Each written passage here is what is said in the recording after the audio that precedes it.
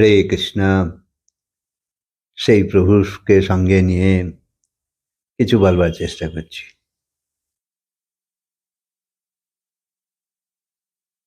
যেখানে যেখানে তুমি কিছু চাইবে আর পাবে না, পাচ্ছ না, অসফল হচ্ছ, বা তোমার অপরাধ বোধ হচ্ছে যে আমার যোগ্যতার অভাব, আমি পাচ্ছি না, অথবা পরাজিত হলে তোমার ভেতরে একটা হীন ভাবনা আসবে যে আমি ঠিক বোধহয় সেই রকম যোগ্য নই। তাই আর এই সময়ে মানুষ আত্মহত্যার কথাও ভাবে, ডিপ্রেশনের রোগী হয়ে যায়, ঘোর নিরাশায় থাকে, আত্মহত্যার টেন্ডেন্সিতেও ভোগে। মানুষ এই যে ক্রোধে, নিরুপায়, নিরাশায়, হতাশায় ভোগে, তার কারণ কি? না, তার চাহিদার প্রতি আকাঙ্ক্ষা বড়ই সক্রিয় ছিল, অর্থাৎ পেতেই হবে, যা চাইছি সেটা সংগ্রহ করতেই হবে, হালকাভাবে নয়, সক্রিয় ছিল।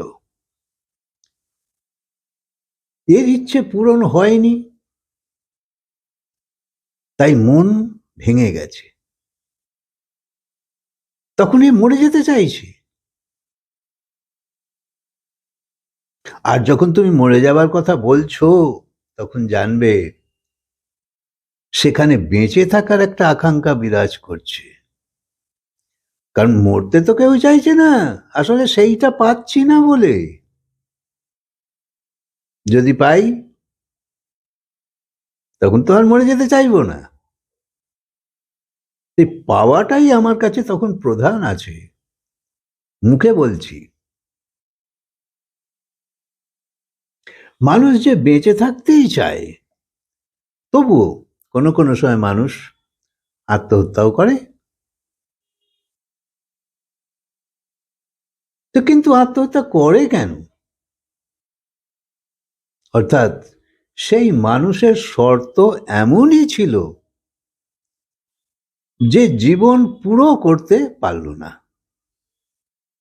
অর্থাৎ সফল হলো না, সেই চাওয়ার প্রতি সফলতা এলো না।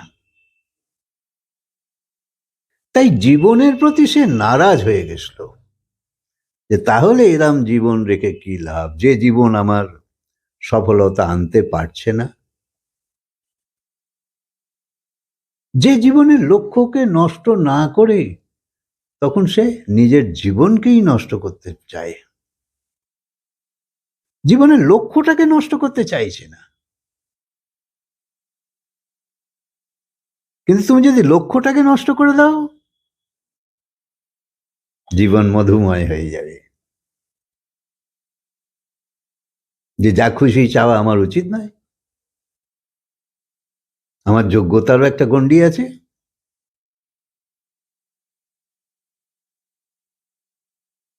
তার আত্মহত্যার মধ্যে জীব তৃষ্ণা প্রবল থাকে। তাই যখন তুমি জীবনের আকাঙ্ক্ষাকে ছেড়ে দিতে পারবে, তখন তুমি মৃত্যুর আকাঙ্ক্ষাও ছেড়ে দেবে। তখন তোমার আরো বাঁচতে ইচ্ছে করবে, কারণ তখন তোমার চাওয়া চলে গেছে, কামনা আলগা হয়ে গেছে, অর্থাৎ কিনা অধিক নেই, সামান্যতেই সন্তুষ্ট হয়ে যাও। তখন তুমি মরতে চাইবে না, তখন তো তুমি আরো বাঁচতে চাইবে, সেই পরমানন্দের দিকে যাবার চেষ্টা চলবে। সে জ্ঞান বুদ্ধির পর্যায়ে এমন একটা দিকে নিয়ে চলো যে সংসারের কামনার কে এত মাহাত্ম্য দিও না যে জীবন মূল্যহীন হয়ে যায়। হয় তাই। ডিপ্রেশন মানে কি? তোমার কামনা প্রবল, জীবনের দাম কম, বোধ হারিয়ে গেছে। তাই বোধের স্মরণে চলো, তীক্ষ্ণ বুদ্ধি সেই রকম জায়গায় কাজে লাগবে। আর এই ভাগবত কথার স্মরণে থাকলে তোমার আস্তে আস্তে সব ঠিক ঠিক হতে থাকবে, অর্থাৎ তোমার সহজতা আসতে থাকবে। তাই যার মনের জীবতৃষ্ণা চলে গেছে সে তো বলবে আমি মৃত্যুর জন্য প্রস্তুত। সে এও বলছে না যে মৃত্যু এখন এলেও আমি যেতে দেবো না, প্রস্তুত। এত হালকা। তখন সে বলছে না যে কালও আমায় বাঁচতে হবে। সে কখনো আত্মহত্যা করতো না। যদি তুমি ভাবো যে আমাকে এখন বাঁচতে হবে, তাহলে তো তুমি আত্মহত্যা করবে না। তাই সেই বাসনার বেগকে যদি হজম করতে পারো, তাহলে তোমার জীবন অন্যরকম হবে। আসলে আত্মহত্যা কথাটাই আলাদা।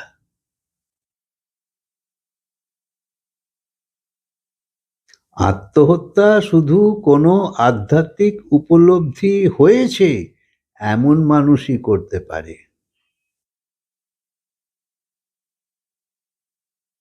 কারণ এখানে অনেক ধৈর্য চাই, অনেক সংকল্পের প্রয়োজন।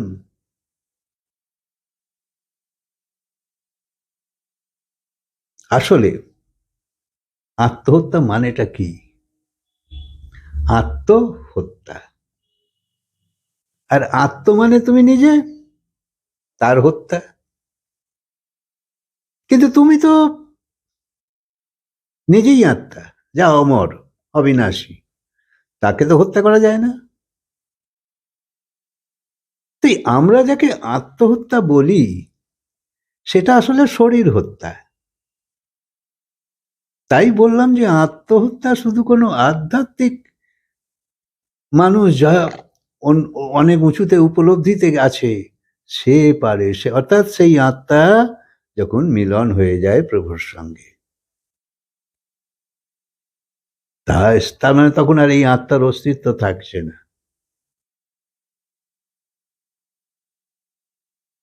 আসলে এ তো সবই জীব তৃষ্ণার হত্যা। সাধারণত আত্মহত্যা যারা করে তাদের তো আত্মা সম্বন্ধে কোনো জ্ঞানই নেই।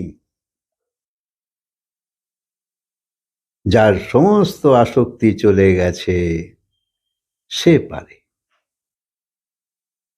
যাকে তুমি আত্মহত্যা বলছো, ভেবেই দেখো সেটা শরীর হত্যা। কারণ আত্মা তো শাশ্বত, তাকে তো কেউ হত্যা করতে পারে না। তাই অহংকারের হত্যাকেই আমরা আত্মহত্যা বলি। আর অহংকার গেলে তবেই তো সেই আত্মার উপলব্ধি হবে যে আমি এইটা নয়। তাই এমন নিষ্ক্রিয় হয়ে যাও যেন মরেই গেছো।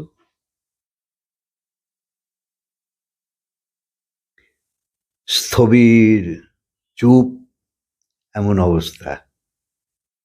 নিঃশ্বাস পড়ছে কিনা বোঝা যাচ্ছে না। সমাধিতে এরম হয়। কিচ্ছু করো না, না শরীর থেকে, না মন থেকে, না ভাবনায়। এরম অবস্থা আনা ভীষণ শক্ত। এই তিন তলেই সম্পূর্ণ নিষ্ক্রিয় হয়ে যেতে হবে। তবেই তোমার ভেতরের চেতনা জাগৃত হয়ে যাবে।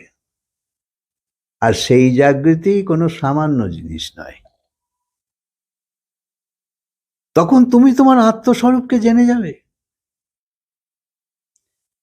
দেখো, জন্ম আর মৃত্যু এ তো একটা জীবনেরই দুটো প্রান্ত। জন্ম তখনই আর হবে না যখন মৃত্যু বন্ধ হয়ে যাবে, তাহলে আর জন্ম হবে না। আর জন্ম বন্ধ হয়ে গেলে মৃত্যুও বন্ধ হয়ে যাবে। তাই জন্ম আর মৃত্যু যে সমস্যা তৈরি করে সেটাই হলো সংসার।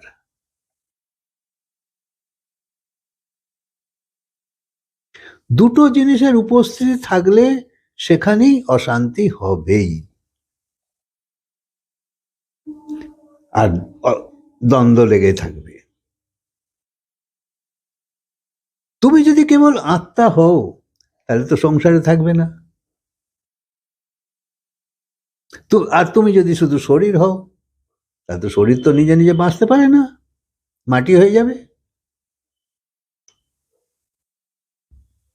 তাই তোমার ভেতরে শরীর এবং আত্মা এই দুটো উপস্থিতি আছে।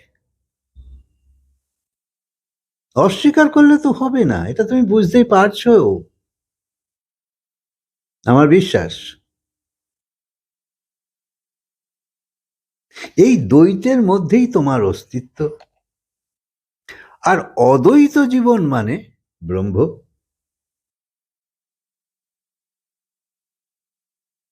অদ্বৈত মানে যেখানে জীবন নেই, আর যেখানে জীবন আছে, জীবন নেই, সেখানে মৃত্যুও নেই।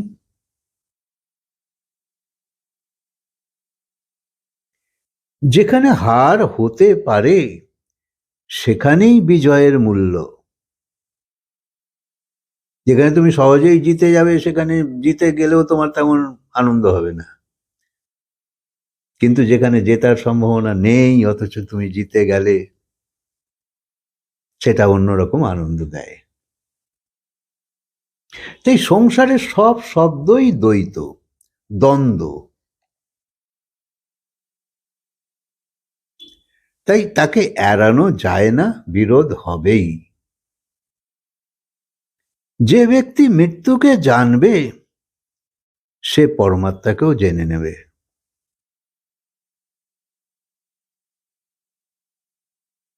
বাল্মীকি ভিল আদিবাসী ছিল, দস্যুরত্নাকর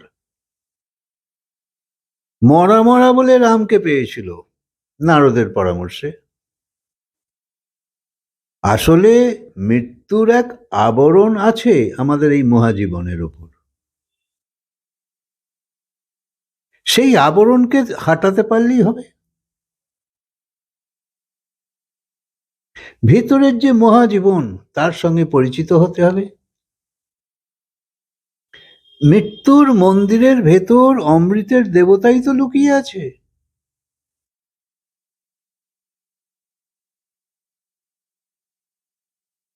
যেমন মন্দিরের বাইরে কামচিত্র আর ভেতরে পরমাত্মা, সেই রকম মৃত্যুর ভেতরেই পরম জীবন লুকিয়ে আছে।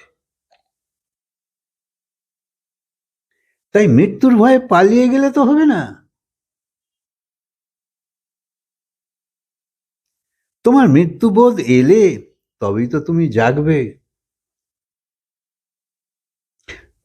কারণ কেউ তো মরতে চায় না। তাই যখন তুমি বুঝে যাবে যে মরতে আমায় হবেই, তখন তুমি ভাবো বাঁচতে কি করে বেঁচে থাকা যায়। তারপর যদি তোমার বোধ এসে যায় যে শরীরটাই শুধু মরে, আমি তো কখনো মরি না, তাহলে তোমার মৃত্যু ভয় চলে গেল, তুমি সদা অমর থাকবে।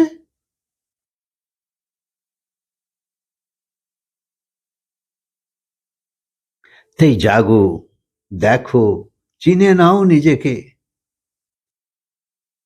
যে তুমি হলে শাশ্বত, আর মৃত্যু হলো সেই অমৃতের দরজা।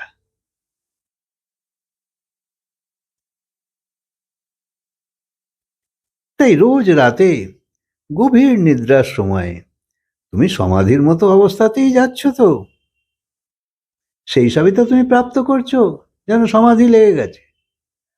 সমাধি মানে হলো জাগরূপ আছে অবস্থা, কিন্তু তুমি ঘুমিয়ে আছো, যা কিছু হচ্ছে তুমি বুঝতে পারছো। শাশ্বত উম, উম, জাগৃতি, স্বপ্ন, সুষুপ্তি।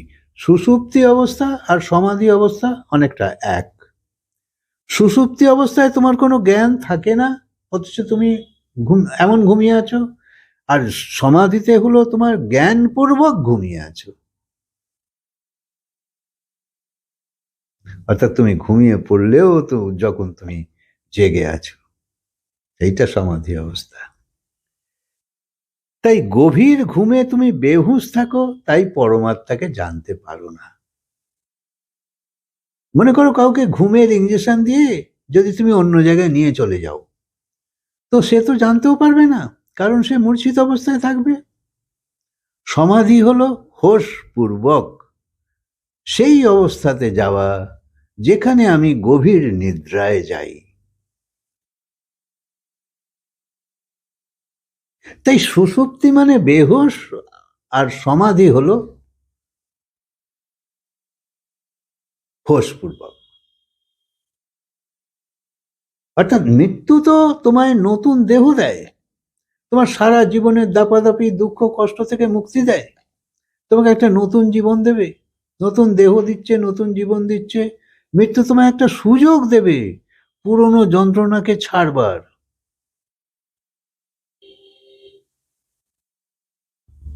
যেমন রোজ ঘুম থেকে উঠলে আমরা ফ্রেশ হয়ে যাই, তাজা হয়ে যাই, সেই রকম মৃত্যুর পরে একটা নতুন মন পেয়ে যাই এবং এক নতুন যাত্রায় বেরিয়ে পড়ি আমরা।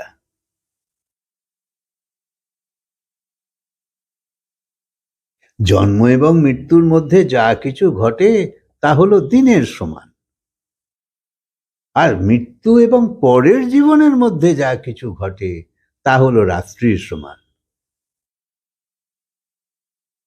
তাই মৃত্যু এবং ঘুম এক অর্থে সমান। যে ঘুমকে বুঝে ফেলবে সে মৃত্যুকেও চিনে ফেলবে। দুটো ঘটনা একই, একটা ছোট অবস্থা, একটা বড় অবস্থা।